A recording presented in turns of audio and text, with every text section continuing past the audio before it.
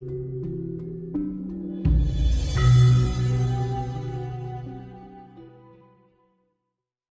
diviralkan oleh Mas Hendra dan adik-adik ini, waduh, tentang Bung Karno, tentang nuansa nasional, tentang ini, semua meluas dan merakyat. Berarti saya sebagai semangat orang yang pernah kerja di Departemen Penerangan masih juga berfungsi. Oleh karena itu, kalau hari ini saya memakai baju seperti ini karena masih terkait dengan apa yang ditanyakan Mas Hendra. Di sini ada simbol Asoka. Asoka itu berapa huruf ya? A, S, O, K, K, H, A. Hanya 6 huruf, tapi itu kitab suci. Saya pakai ini kitab suci ini. Kitab suci karena apa? Kita akan masuk ke era baru, era tahun 3000. Di mana istilah katanya konon itu kalau bisa sudah harus dihapus semua. Kenapa ini kitab suci? Dikatakan manusia karena kita masih bernapas dengan udara, digambarkan putih. Dikatakan manusia, kita masih berdiri tegak, tidak melumpruk kayak cacing karena dipinjami air yang menjadi tulang. Dikatakan manusia karena masih punya daging yang dipinjami dari tanah yang berwarna hitam. Dan dikatakan manusia masih punya semangat yang begitu positif untuk menjemput era yang akan datang dari api yang menjadi darah.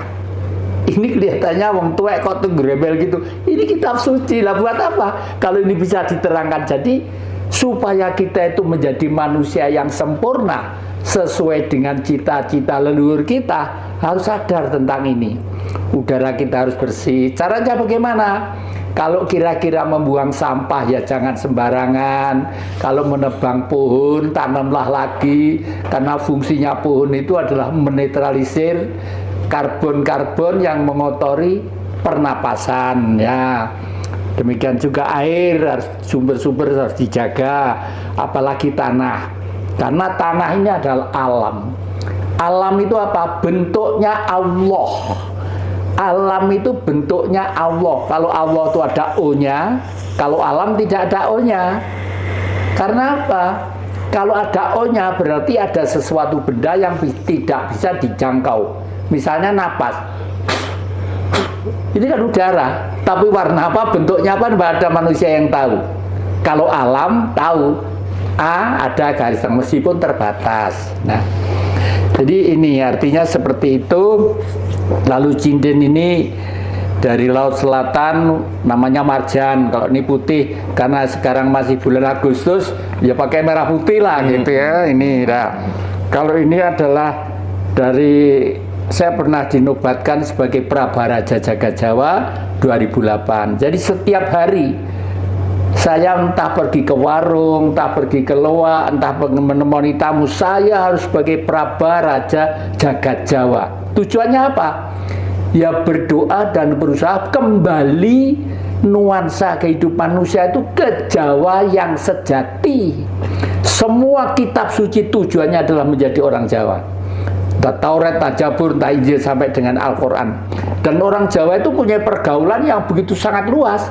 Tidak hanya kepada antar manusia, antar gaib pun kita bergaul. Mboh iku gendruwo, mboh iku apa, itu bergaul. Bahkan saya kebetulan Mas Hendra waktu masih SD kelas 5 itu pernah didatangi alien, makhluk luar angkasa di desa Sananwetan, di desa Kuningan, Blitar sana. Jadi timurnya kota Blitar. Betul alien itu. Karena apa? Saya tuh seneng nonton bioskop dulu itu. Jam 5 sore saya berangkat dari rumah naik sepeda mau nonton bioskop. Dan di bambu itu di atas ada makhluk yang gantung begini. Dikatakan kera kok besar, dikatakan manusia kok kecil. Nah, dan anehnya begitu pohon bambu itu pucuknya kan lemir, kan kecil ya, digantungnya mesti mentelung. Itu enggak mentelung. Katanya orang-orang desa, teman-teman saya itu, kalau ketemu gendruwo, ketemu gini, suruh berani. Wah, tak tantang. Sepeda saya taruh, saya tantang. Ayo bangsat turun. Lalu dulu, turun betul. gini tek datangi saya gini, wah sepeda saya tinggal lari pulang. Nah besoknya pagi itu di desa Papungan ada piring terbang turun menjemput dia. Betul-betul terjadi. Saya masih umur berapa ya? Saya kelas 5 SD saya waktu itu. Ya, yang kembali ke pertanyaan saya tadi ya, yang Jati. Penjajahan ideologis melalui jalur agama gitu ya. Dan penjajahan teritorial itu kan sekarang tanah-tanah kita kan dikuasai sama asing semuanya gitu kan, lewat jalur kekuasaan gitu.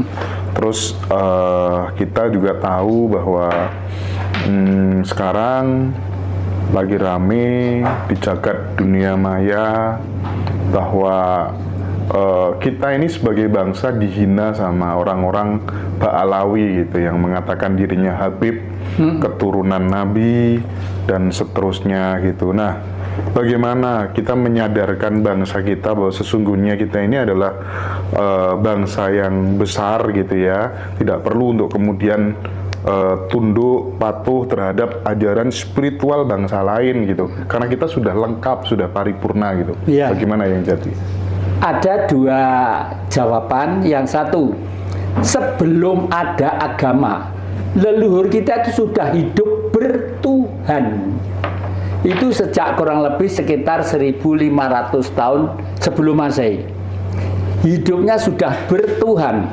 Kalau agama adalah teori supaya setiap orang yang percaya itu mencari Tuhan sesuai dengan kitab yang diyakininya. Tapi leluhur kita tidak situ lah. Si Jawa, orang Jawa itu kalau dari sisi agama Islam sebenarnya kelasnya itu sudah makrifat, tidak syariat.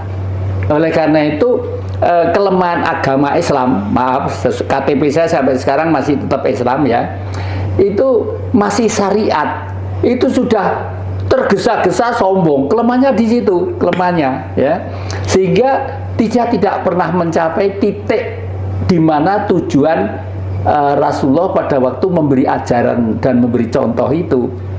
Satu. Yang kedua, agama itu adalah keyakinan orang yang di dalam kitab sucinya sendiri sudah diramalkan. Misalnya di dalam Al-Quran, di dalam hadis dikatakan suatu saat akan lahir nabi-nabi baru. Nabi itu apa? Nabi itu kalau menurut buku ensiklopedi artinya adalah pemimpin. Setiap kurun waktu ada pemimpin-pemimpin baru yang menyesuaikan diri dengan sikon.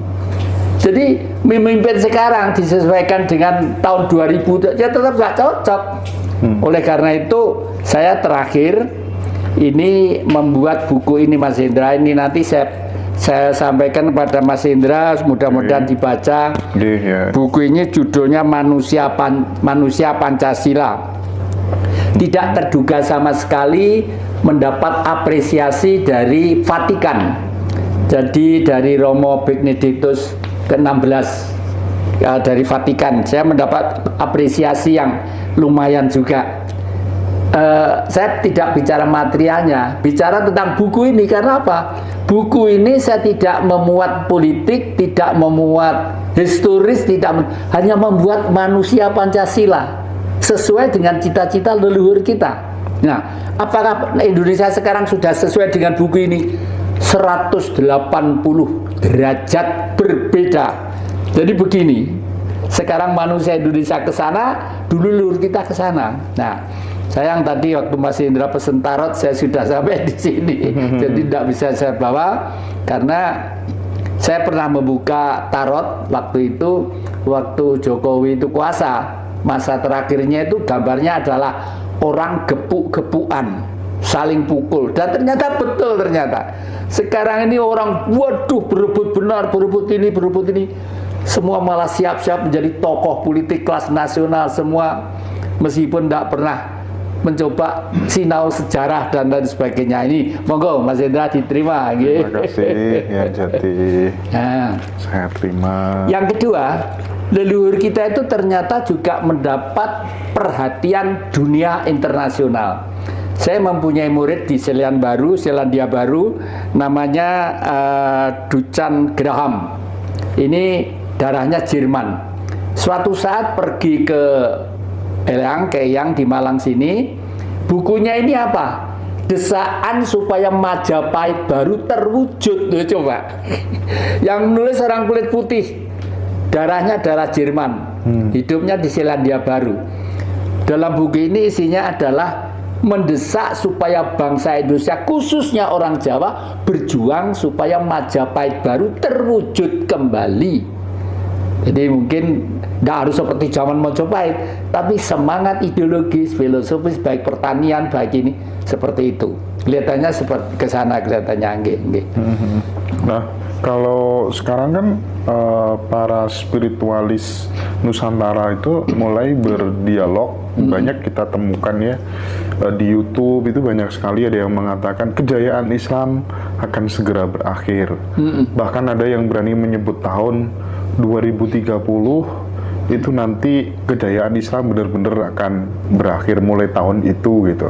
Nah, kalau Eyang Jati melihat hal ini secara bijak bagaimana sih?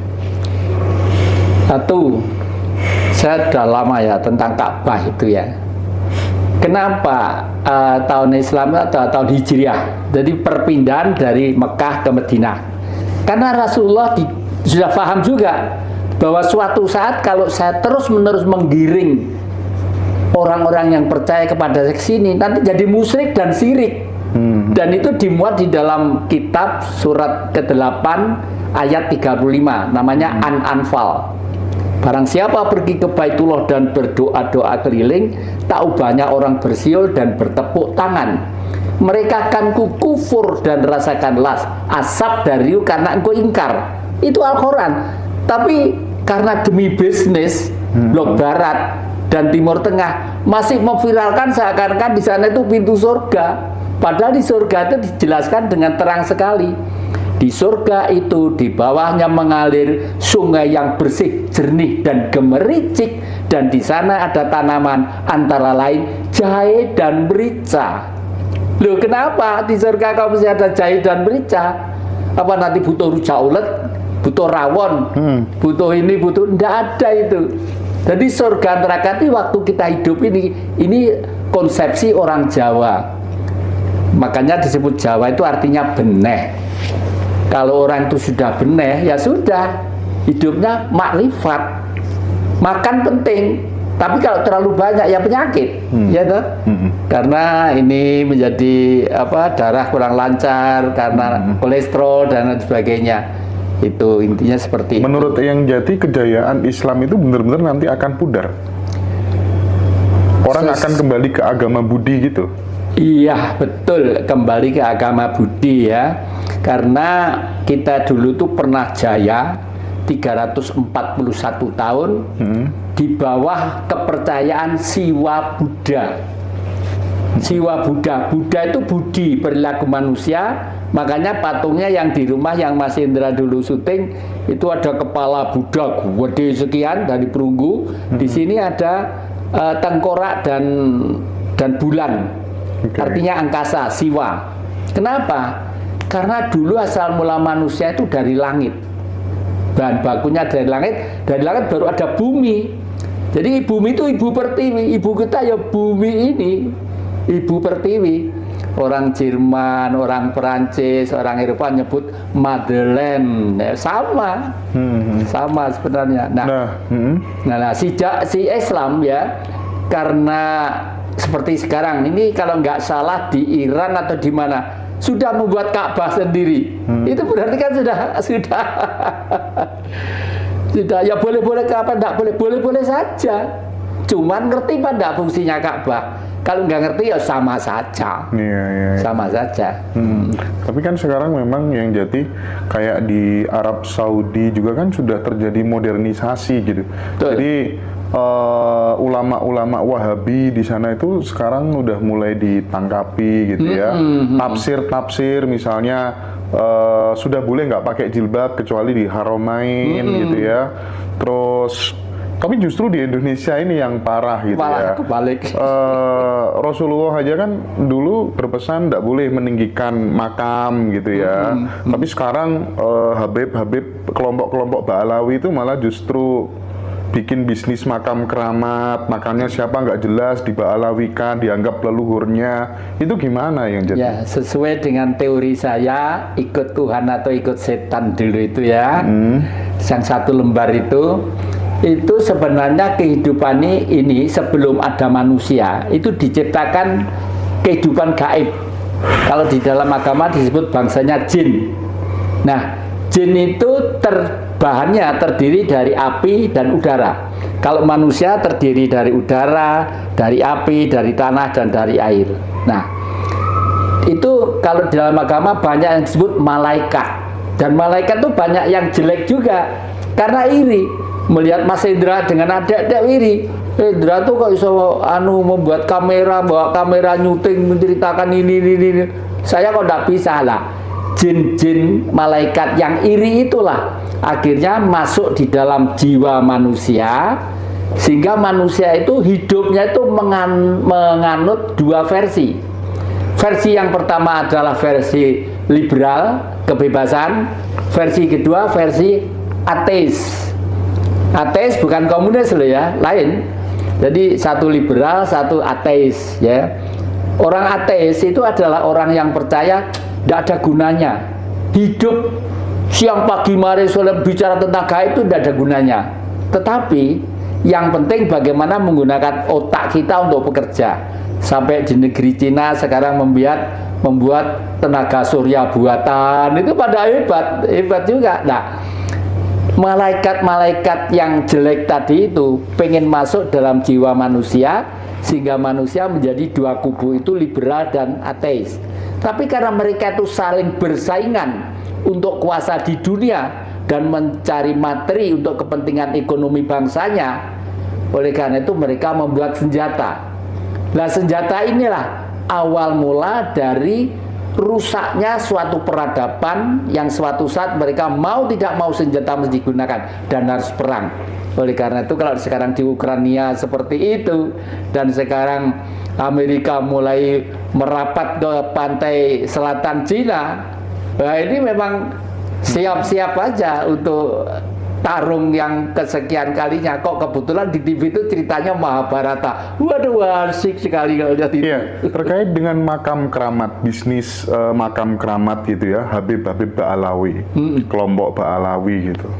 Di Jawa ini banyak sekali makam-makam yang dipalsukan untuk kepentingan bisnis oleh mereka yang kita anggap sebagai keturunan Nabi, karena mereka juga menganggap bahwa dirinya adalah keturunan Nabi. Ya. Sebagai orang tua di Jawa, apa yang ingin yang Jati sampaikan? Ya, ini karena sudah terlalu cupama benang gitu ya, benang itu sak bola, ruwet dan basah. Untuk memulai dari mana harus telaten pelan-pelan. Tapi saya yakin suatu saat peradaban itu akan dihitung dengan 7 hitungan, 7 hari seminggu, 7 bulan pitonan ya, 7 tahun windu, 70 tahun rata-rata umur manusia, 700 tahun. Mau tidak mau zaman ini harus ganti. Dari situ aja kitab-kitab suci, makanya kalau masih seperti dulu nggak ada yang ikut nanti. Boh itu gereja, boh itu masjid, lama-lama nggak ada yang mengikuti. Sekarang aja udah mulai seperti itu, karena anak-anak membaca lewat viral itu lebih maju lagi.